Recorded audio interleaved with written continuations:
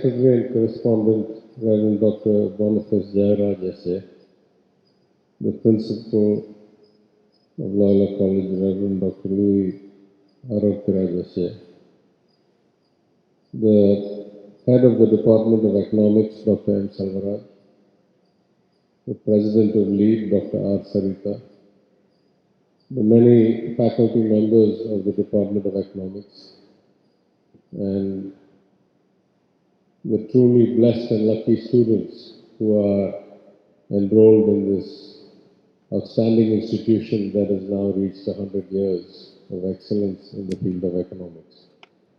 Good afternoon. Thank you very much for inviting me to this inauguration of the lecture series, the Centenary lecture series. And I hope that despite the time being roughly around lunchtime, I won't hold you for very long, but have something of value to say. I must confess that I was joking with the principal when he said, this has been a momentous week for us because we had the chief minister here, we had the sports minister here. So I said, you've been going downhill since then because you got the head of the government, then you got a senior minister, then you got me. And in some ways, I think the Centenary lecture series also is starting at the bottom, at the floor. I'm going to set the floor in the sense that though many have called me an economist, I must confess that my undergraduate degree was in chemical engineering, my master's degree was in operations research, my PhD was in applied psychology, and my MBA finally was in finance. But I didn't take a course in economics till I was 33 years old. So I'm not sure I'm qualified to speak a lot about economics. But I will start by first just trying to fathom the great legacy of this institution. Very few institutions last 100 years. It takes decades to build an ecosystem, to build a culture, to build a standard of excellence. And I know so many graduates of not just Loyola College, but economics graduates of Loyola College who have gone on to have stellar careers in banking, in regulation, in corporates. So I know that this college is second to none anywhere in the world. And I first start by congratulating all of you who have the great privilege of 100 years of wonderful tradition ahead of you. And you get to benefit from that during your time here. In Oxford University, which is one of the oldest universities in the world, the study of economics is usually through a subject or a discipline called PPE. It's called Politics, Philosophy, and Economics. There is an understanding that philosophy, the science of how humans interact as a society, what is right, what is wrong, what is good, what is bad, what is fair, what is just.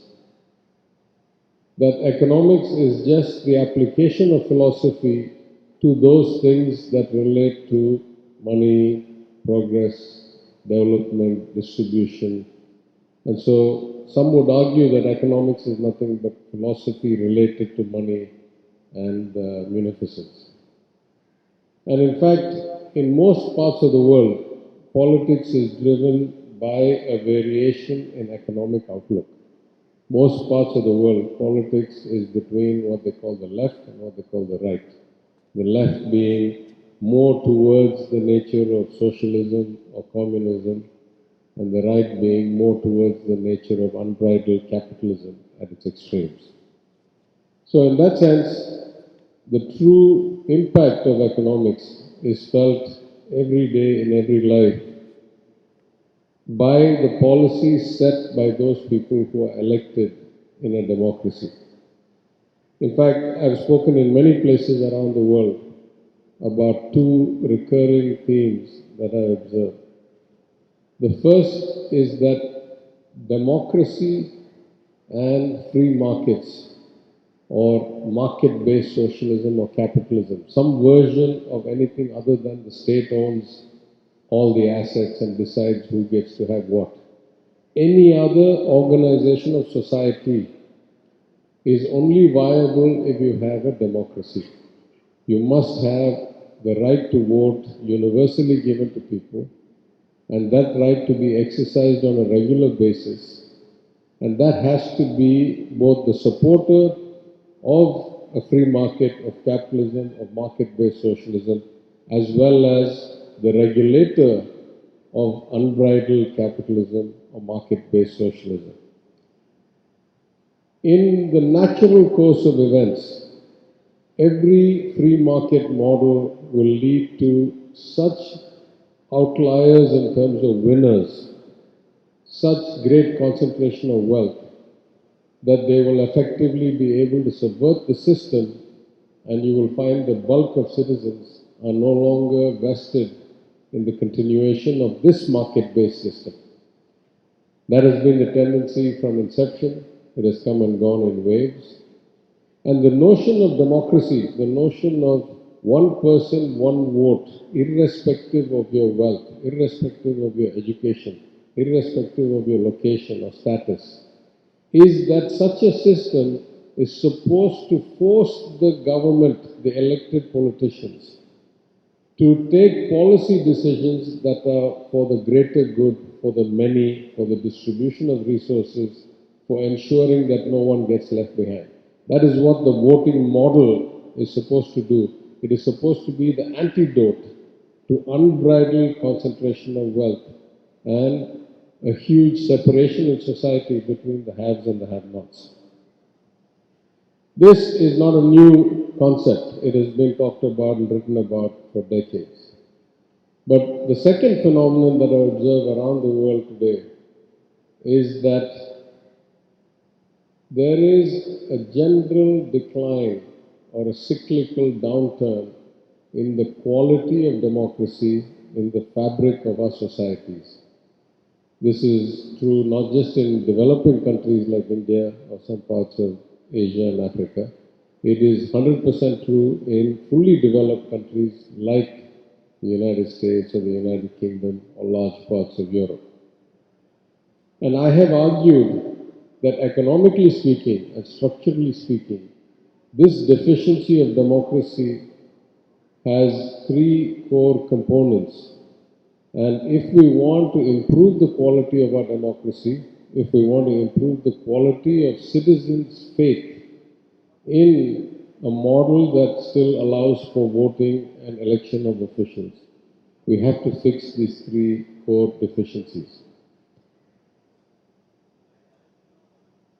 Biggest driver of development in the last 4 or 5 decades has been increasing globalization. Now, globalization is not a new phenomenon.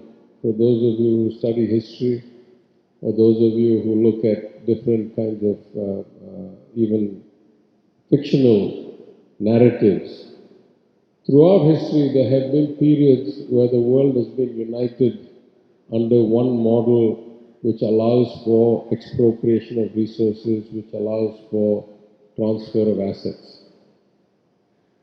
Perhaps the earliest that we can think about is the great Roman Empire.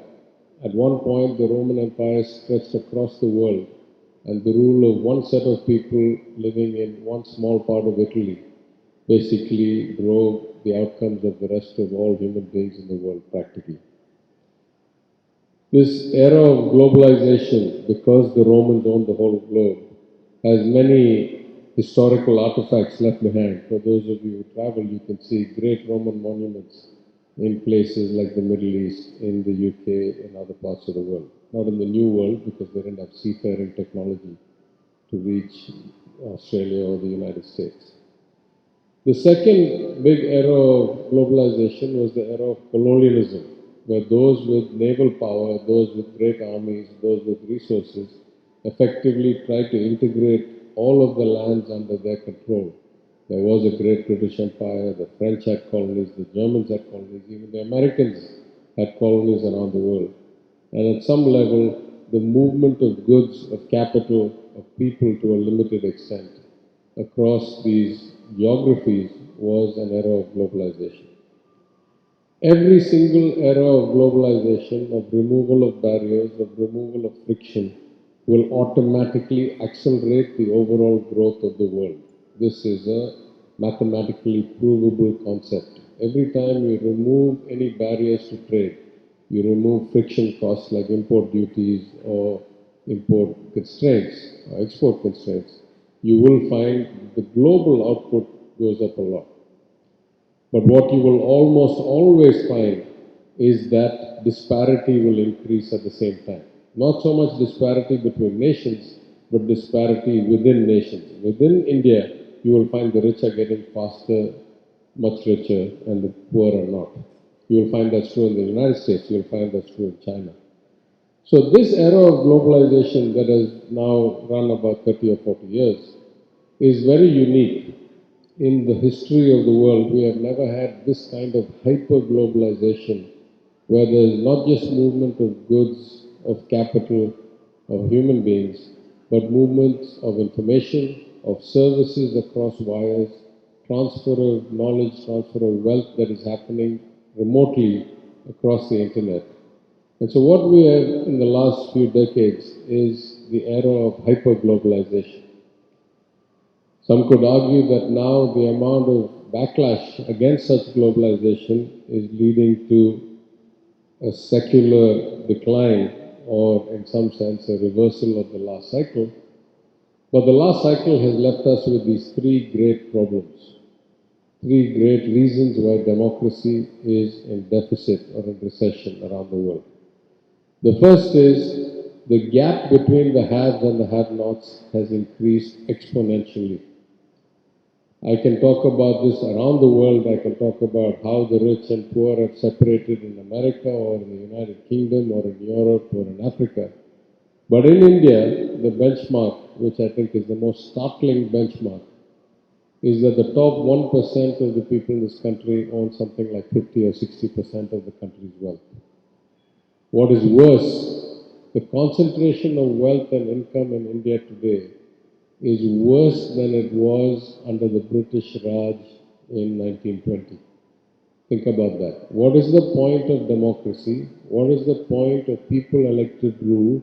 What is the point of independence if, on average, the gap between the rich and the poor, the haves and the have-nots, is worse than it was under a colonial power?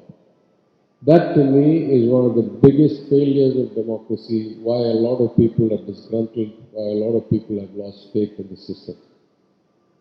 The second big problem is that most governments have not kept up with the administrative model of platform or technology required to function effectively as a government. And that's true not just for Tamil Nadu, it's not true for India alone, it's true even for rich countries that have relatively high resources. Part of the problem is that if you're in a competitive position in the market, you're a developer of software, or you're a bank, or you're a maker of soft drinks, or you're a logistics company, whatever field you're in, you are in a competitive market. Some could argue it's a lot less competitive today because we've ended up with mega corporations through mergers and acquisitions, that the entire market for some food products, for example, is down to 4 companies in the whole world. What used to be 400 companies 20 years ago has now been merged into 4 major companies. And yet it is still a competitive market because each of these 4 companies is like a superpower in itself and they're constantly battling each other. So if you are in a competitive market, it is imperative that you develop efficiency, productivity, branding, marketing, customer satisfaction. You have to keep up at the cutting edge or you will lose market share, you will lose profitability, you will lose shareholder value, and you'll get thrown out of your job if you're the executive. Compare that to governments. Every government, by definition, is a monopoly. There can be only one government of Tamil Nadu. There can be only one government of India. Different people come and go when the elections give different results. But because it is either you or nobody else, there has not been that kind of urge to transform the way government works. And I say this again, I've said it in different roles, as an opposition member, as a finance minister, as a technology minister. Every single government is woefully understaffed, and the IT systems and platforms and continuity models of the organization are very, very, very inadequate. The government of Tamil Nadu's vacancy rate between sanctioned posts and actual employees is somewhere around 40%. Think about that. For every 10 government jobs there's supposed to be, only 6 of them are filled. That's about the same across every state in India. That's about the same for the government of India, Union Government of India. In fact, we cannot do much better, nor do we have the systems to actually fill these jobs that rapidly, and we cannot afford it because even now the state spends so much of its money on pensions and salaries for government employees and perpetuating the benefits for government staff and government departments. So you have this problem where governments are not able to deliver services equitably with reasonable access to citizens, and therefore citizens' faith in the quality of governance, in the nature of the administration, is failing, and you're starting to see all kinds of problems in terms of social unrest. That's true in India. It's, by God's grace, it's not so true in Tamil Nadu. But in other states, it's very common. And around the world, we're seeing that. Some of you may have seen the extent of rioting and troubles that have been happening in the United Kingdom in the last few days. That's not atypical of what is happening around the world. The third big failure, or the third big driver of a dissonance or a recession in democracy, is that the nature of society is being disrupted. It is being disrupted by two things. One, technology platforms like social media, which are, as a fellow guest of mine at a seminar in Delhi a few months ago, he called social media the outrage machine. It is engineered to drive outrage. It is engineered to drive extreme emotion, othering of people. You see a video, it shows something, really bad happening, it enrages you, you start posting all kinds of comments on it.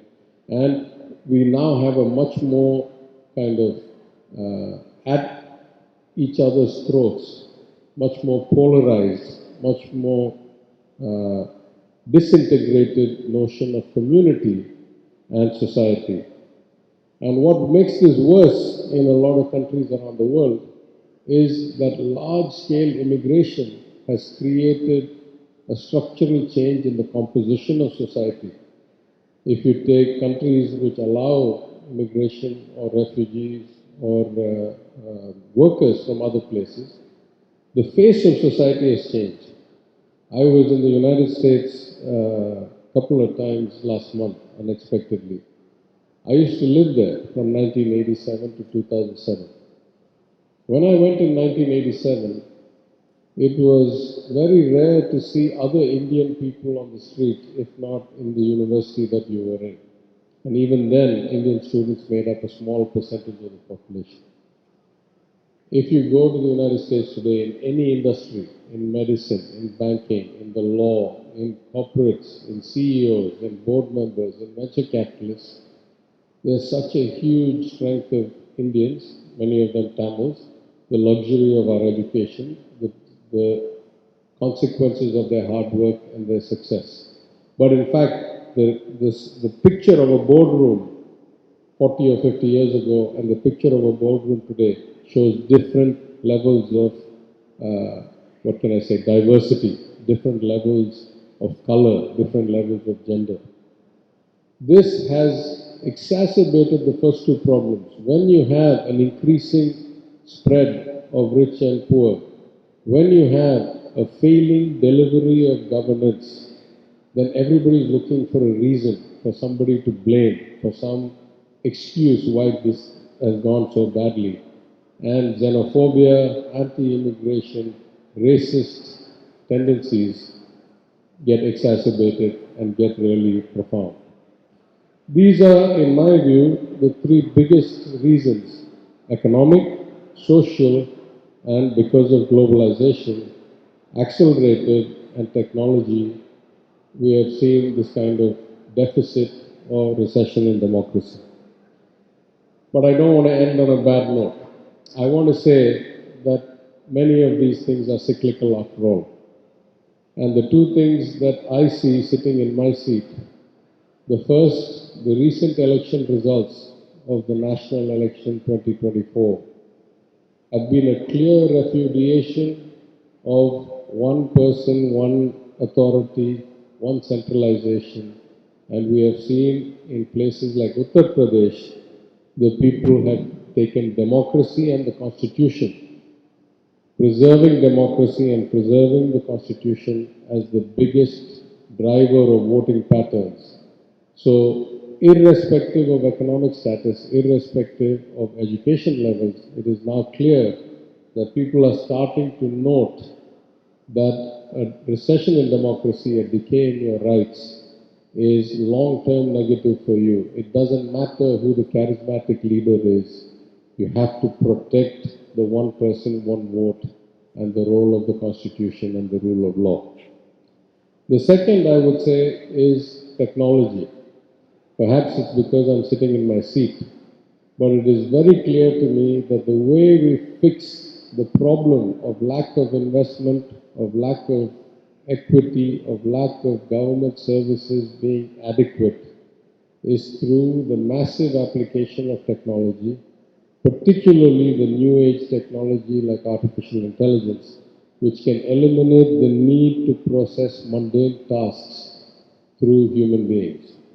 So an easy fix to fix your 40% vacancy problem is by better digitalization of existing data, by better development of applications, by ensuring online access to all citizens either through their phones or their laptops or through e-service centers or through door delivery of services, and therefore eliminating the need for most people to go and see a human being and ask for something from the government.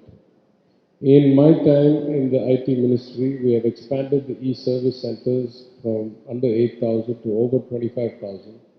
We have expanded the number of things you can apply for and get electronically, including birth certificate, community certificate, first generation graduate certificate, driving license, ration card, almost any document you need from the government, you don't have to go to a government office. In my time in finance, we made it possible for you to get a life certificate for your pensions just sitting at your home and going through Aadhaar identification with the postal bank, India Post Bank. Therefore, you never need to see a human being. It reduces the cost, it reduces the inefficiency, it reduces the subjectiveness of how you get treated when you go to a government office. That is for every citizen. And for the government, it reduces the need for us to build more offices, have more counters, invest in capex, have more employees. So I am of the firm belief that though we see democracy in reasonable distress around the world, we have turned the corner. We see so many signs of hope in so many parts of the world that parties that once seemed invincible or parties that had super majorities being held accountable by the people. The reassertion of the need for the Constitution and the principles of democracy being the core of people's voting decisions, and the ability to use technology, which so far has really created more problems through social media and polarization and the outrage machine, we can use technology for the good, for continuity, for institutional memory, for automation, for elimination of subjectiveness, and for increasing the equitable delivery of government services and public goods and services to all citizens. I hope that over the course of the year, you will get to see far more technical and enlightened speakers in the field of economics. It is sometimes called the dismal science because it's always projecting bleak outcomes. But as the principal said, it is the core of all our political philosophies that economic development and equitable, socially accessible to all components of our society. Economic development is the basis for calling the model of democracy a success. And I'm sure that with all of you, when you finally graduate and go out into the world and add your own impact, many of you as professionals, hopefully some of you in the government, some of you as regulators, some of you as central bankers, that we will get the benefit of the wonderful education that you are receiving in this 100-year institution. I wish all of you a great time while you're here, a wonderful future career. I wish the members of LEAD who are taking office a very successful and impactful year. I congratulate the institution and the department for a century of excellent work, and all the best for the century to come. Thank you very much.